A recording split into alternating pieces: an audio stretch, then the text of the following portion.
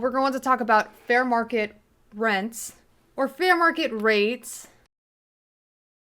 Fair market rate is applied to anything that is in a commodity market, but we're talking about fair market rate rents. That's colloquially referred to as fair market rents. What is fair market rents? According to BiggerPockets, an online information hub where slumlords share their tips and tricks on how to be the worst person possible, we have seen how far they are willing to go, how they will straight up evict a tenant who is terminally ill. It's where they share some of their most vicious plans to evict with impunity. They don't care, but they do so incredibly proudly, usually by starting every single one of their posts with, "I'm not a bad person, but and here's how I evicted this dying grandmother." It's fucking fantastic to see how absolutely unaware landlords truly are. But I digress. Market rent is defined as the amount of rent your property can command at a given time. The amount is determined by how much renters are able and willing to pay in your area. And the best indicators is what other landlords are charging their tenants for similar properties. The website also recommends that slumlords looking for bigger pockets start their research by examining the fair market estimates from the U.S. Department of Housing and Urban Development, known as HUD. You've heard of it, maybe. These estimates are calculated by HUD every October, and according to their definition, fair market rent, or FMRs, is gross rent, to put simply. To get into more detail, fair market rent includes the cost of the shelter plus utilities regardless of who pays. Under utilities, this includes all major utilities except telephone, cable, and satellite television. So basically, utilities includes water and garbage. And contract rent is the rental payment agreed to in a lease. Could be shelter rents, some other rents, gross rents, anything in between. This is what HUD refers to as fair market rent. So let's talk about this a little bit more in detail, seeing as though the estimates that HUD provide can sometimes be a foundation from which a private landlord will set their fair market rates relative to what HUD says is the at least bare minimum fair market rental rate that you can charge your tenants. HUD uses FMRs primarily to determine the following: the cost that will be set relative to Section 8 housing choice vouchers. Those are the affordable housing vouchers that are provided by HUD basically to subsidize affordable housing units owned by private landlords.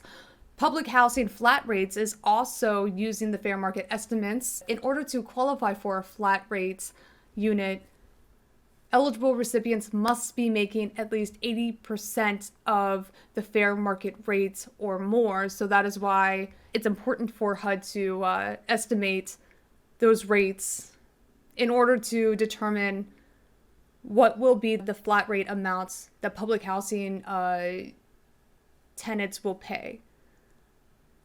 Renewable funding inflation factors, or FMR change, this is usually the CPI.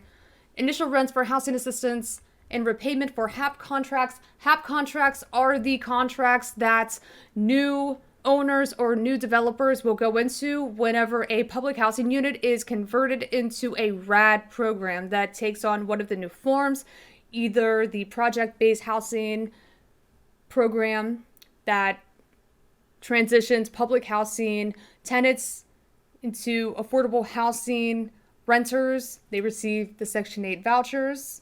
That is one way. You have rent ceilings and both home rental assistance programs and emergency solution grant programs. So basically, this is just breaking down why pretty much every HUD program requires a new evaluation to determine the fair market rent because so many HUD programs rely on determining how much money must be set aside to subsidize our housing programs. So, basically, this is the timeline. You start at the beginning of the year, you use some sort of American Community Survey, population estimate, you get the CPI that's available in January of a given year. And then you have HUD special tabulation, geography, and standard quality rents that come from the American Community Survey, looking at data in the first quarter, notice of proposed FMR methodology. This will be any regulatory changes going through HUD. The FMR calculations are conducted in June of a given year. They're completed by the beginning of August.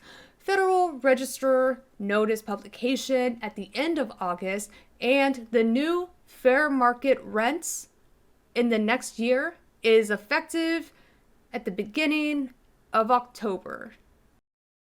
So basically, long story short, HUD determines the fair market rate of any rental unit that then is used as a foundation for determining how much money will go into subsidizing all public housing and affordable housing units.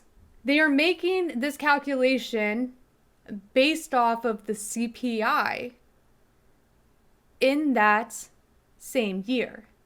So CPI is really interesting. The Consumer Price Index is determining the cost of rental rates or general housing, typically in an urban area. They do have a separate measurement that looks to calculate the fair market rents in non-urban areas, but in most cases, for metro areas, which tend to be the vast majority of most housing markets, they're looking at the CPI to determine the next year's fair market rental rate.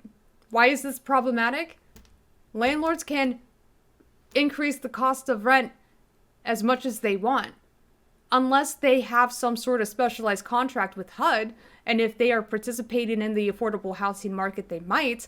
But if they own housing stock and they are charging fair market rents, then they can essentially raise the cost however much they do desire. And seeing as though we are coming off of a pandemic when there were regulations from the eviction moratorium that did not allow tenants to be removed from the unit due to non-payment, a lot of landlords came back with a vengeance.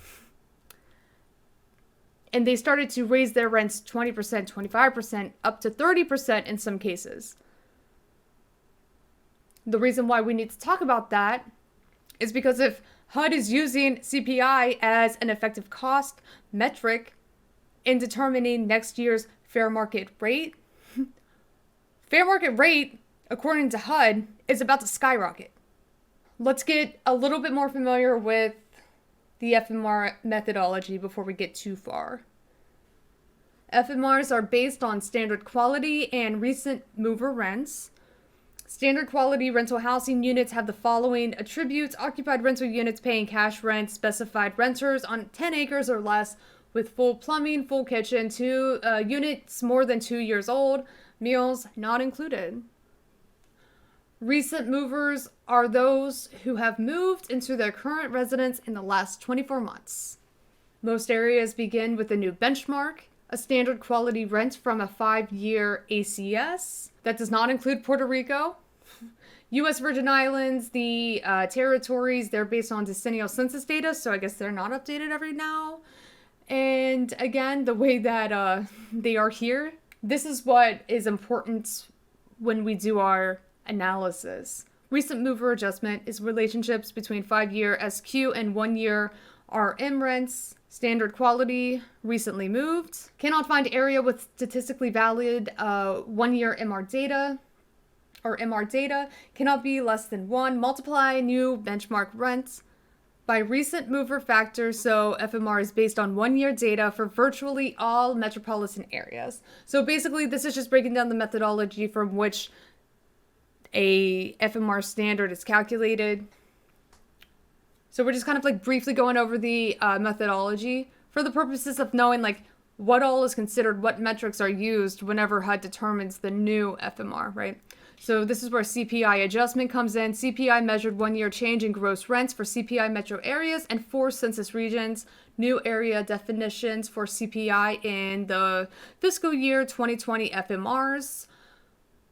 Keeping that in mind, HUD forecast of expected growth in gross rents for CPI metro area and 4 census regions, which, again, going back to why this could be deemed problematic, we have seen landlords respond to the fact that they had gone a year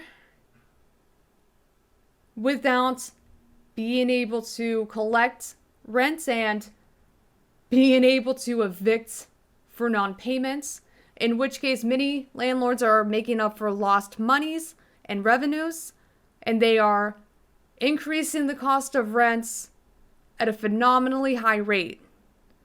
That could have a direct effect on the new FMR based on the CPI adjustment that we have seen from the previous year.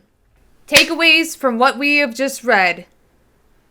FMR, defined by HUD, gross rents, the fair market rent, incredibly important when HUD is putting together a baseline amount from which points they will determine the total amount of subsidy that they must provide to private landlords, public housing authorities. Their HUD programming relies on determining what the fair market rental rate is in order to either adjust up or down the total amount of funding that is necessary for subsidies, tax breaks, for all participating landlords, private entities, public housing authorities that are a part of our public housing and affordable housing paradigm. Okay, so I have plugged the raw data into my Tableau workbook. It is ready to go. So here we have the median fair market rental costs for 0 up to 4-bedroom costs provided by HUD from 2018 to 2022. Interestingly enough, there is more activity occurring between 2020 and 2022 than there is between 2018 and 2020, which is strange, seeing as though 2020 to 2022 is in the dead middle of a pandemic. So why is the cost of housing going up during a time where this country, much like the rest of the world, experienced some element of financial decline? Landlords raised their rents relative to the amounts that they had missed out on when they couldn't collect rent money from their non-paying tenants and had to allow them to shelter in place while the eviction moratorium was still in effect. It has nothing to do with any other metric or factor than landlords having so much greed and the need to make up for their lost profits is why costs of rent upon lease renewal went up, in some cases, 30%. Landlords absolutely took it upon themselves to increase the costs of rent that they were charging, which caused the CPI to raise as much as 7%, at which case it becomes the norm for the next year and the next iteration of whatever methodology is used in addition to the CPI to determine the 2023 fair market rents. So as long as HUD is using these individual decisions made by landlords that collectively provide us with a CPI, we're going to be experiencing that cost burden, because at the end of the day, we're still beholden to whatever rent our landlords decide to charge. And then it just becomes normalized by HUD. I think what is important here is the takeaway that we are seeing a very, albeit small, incline during this 5-year cycle, which again should not be occurring during a global pandemic. Unemployment is still in a position where costs of rent should not be rising this swiftly. we have reason to be concerned at this point. The cost burden is always placed back onto the renter. Renters don't have the option, in many cases, to negotiate for higher wages with their employer. They absolutely do not have the room to negotiate their rental price with their landlord. And so if renters are experiencing additional costs associated with goods and services due to inflation that is tied to our expenditures, and then on top of that, they are experiencing a significant increase in the amount of rents their landlords are now charging upon renewal of their contracts, landlords will not incur any costs associated with their expenditures, business or personal. They will always offset those costs onto their renter in the form of higher rent prices. And that's why all landlords are parasites. And I will never, ever refer to them as housing providers. Absolutely not. You forgo that right whenever you let some of those bad apples go on to biggerpockets.com to explain why you shouldn't feel bad for evicting a terminally ill tenant. You're fucking landlords, all right? That's it. Can I just mention briefly the fact that according to biggerpockets.com, the cost of fair market rents is whatever a tenant can bear before they reach a point where they say, no more, I can't handle this. They get priced out or evicted because it reaches the point where they can no longer bear it. And that is considered fair market rents. How much money you can squeeze out of your tenant before you push them to the point of full-blown economic collapse? And anything past that, well, then they're a liability because they can't assure you that they can make their rental payments on time? You sick motherfuckers. That's what fair market rent means to you? You fucking awful, stinky, nasty shitbags. You fucking cowardice pricks. Fucking Mel was right.